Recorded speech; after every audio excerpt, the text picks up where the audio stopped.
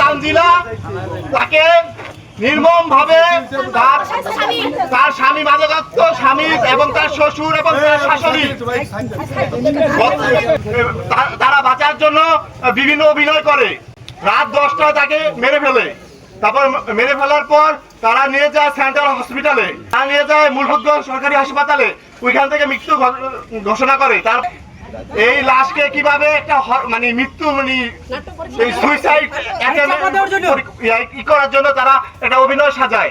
তারা এই জানালার গ্রিলের সাথে একদম নিচু একটা জানালার গ্রিলের সাথে কোন রকম একটা ওড়না দিয়ে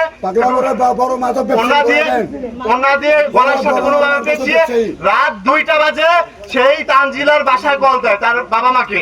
রাত 2টা বাজে তারা যায়, গিয়ে দেখে যে তারা ওই গ্রিলের সাথে তাদের এই অভিনয় করে সাজায় রাখছে। পরিকল্পিত হত্যাকাণ্ড।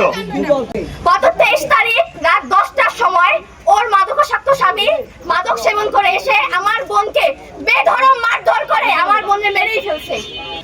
জানালার গ্রিলের সাথে ঝুলিয়ে রাখছে।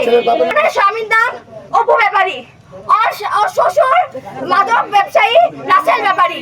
তারা রাত 10টা বাজে আমার বোনকে খুন করে গায়েব হয়ে গেছে। ওই মুহূর্ত থেকে তারা এখনো পর্যন্ত নিখোঁজ। আমাদের কাছে রাত 2টা বাজে খবর পাঠানো হয়েছে আমার বোন আত্মহত্যা করছে, কিন্তু ঘটনাস্থলে আমরা গিয়ে দেখি আমার বোন কিন্তু জানালার সাথে ঝুলে নাই, আমার বোন উঠানে শুয়ে আছে। আমার বোন যদি আত্মহত্যা করে আমার বোনের গলার ফাঁসির দাগ কোথায়? যদি আত্মহত্যা করে থাকে তো তাদের সিম্পটম থাকে গলায়, আমার বোনের জিভ বের হয়ে যাবে, সে জিভ তো বের হয় নাই। আমার বোনের কোনো গলায় কোনো ফাঁসির দাগ নাই, আমার বোনের কপালে আঘাত, আমার বোনের কপাল ফাটায় ফেলছে, আমার বোনের নাকের আঘাত, আমার বোনের নাক ফাটায় ফেলছে, আমার বোনের বুকে আঘাত, আমার বোনের বুকে আঘাত করছে, আমার বোনের মাথার পেছনে ফাটায় ফেলছে। আমার বোনের এই যে মায়ের সিস্টেম গুলা এগুলা সে লুকাইয়া তারা বলে আমার বোন আত্মহত্যা করছে। সে ঝুলে আছে, কিন্তু এরা কোনো প্রত্যক্ষদর্শী নাই যারা বলছে দেখছে। ওদের কথা শুধুমাত্র ওদের কথা, প্রশাসন ওদের কথা বিশ্বাস করে না। ওরাও বলতেছে, প্রশাসন জোরপূর্বক বলতেছে আমার বোন আত্মহত্যা করছে।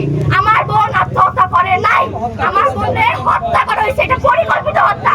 ওরা যদি হত্যা নাই করতো ওরা কেন ওই দিন রাতে পলাতক, এখনো পর্যন্ত পলাতক। ও তো আমার বোনের গত 3 মাস আগে ভালোবাসা আমার বোনের দিয়ে পালায় বিয়ে করছে, সেই ভালোবাসার মানুষ ছাড়া এখনো পলাতক কেন? ওদের নির্দোষ হয়ে থাকে। আমার প্রশাসনের কাছে গিয়েছি, আমরা কেসে চলে গেছি, আমরা ঘন্টা বসেছিলাম, আমাদের কেস প্রশাসন নেয় নাই। প্রশাসন ওসি সাহেব সে কি ঘটনাস্থল ছিল? আমার বোনকে তার সামনে ফাঁসি দিছে। কোন সাহসে কোন কথার ভিত্তিতে সে জোরপূর্বক বলে আমার বোন ফাঁসি দিছে? সে বলার কে? সে আইনের লোক, সে তদন্ত করবে। সে তদন্ত না করে সে জোরপূর্বক বলে আমার বোন আত্মহত্যা করছে। সে কিভাবে জানলো? সে কি তাদের সাথে জড়িত? তাদের সাথে কোনো লেনদেন হয়েছে? সে কথা বলবে কেন? সে একজন আইনের লোক, সে আইনের হয়ে কাজ করবে। সে তা না করে আমাদের 2 দিন যাবত থানায় গড়াগড়ি করছি, আমরা অনেক আকর্ষণ করছি, আমাদের মামলা নেওয়া হয় নাই। ঠিক সাহেব ঘটনা সাজাইয়া তার প্ল্যান মাফিক আমার বোনকে আত্মহত্যার প্ররোচনার মামলায় দিছে। তার মানে কি আমার বোন আত্মহত্যা করছে? সে কি এটা বুঝাইলো আমাদের? আমরা কি চাইছি আত্মহত্যার প্ররোচনার মামলা? আমার বোনকে মার্ডার করেছে। আমরা এই মার্ডার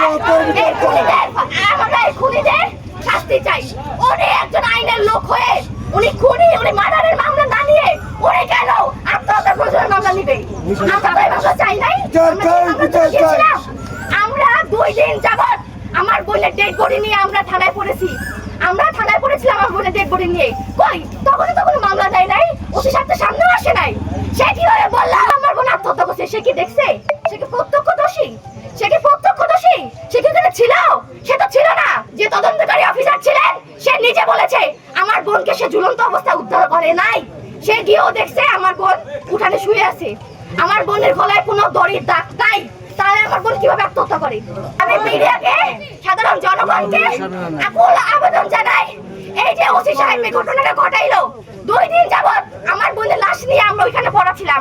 গতকালকে সকাল 8টা থেকে বসাছিলাম, সারা দিন পরে বিকাল 5টার দিকে আত্মহত্যার প্ররোচনার মামলা করছে। আমার বোনের হত্যার বিচার চাই। আমি ওর বড় বোন, আমি জীবিত থাকতে আমার বোনের খুনিরা এইদিকে ঘুরে বেড়াবে তা আমি ওটা দিব না।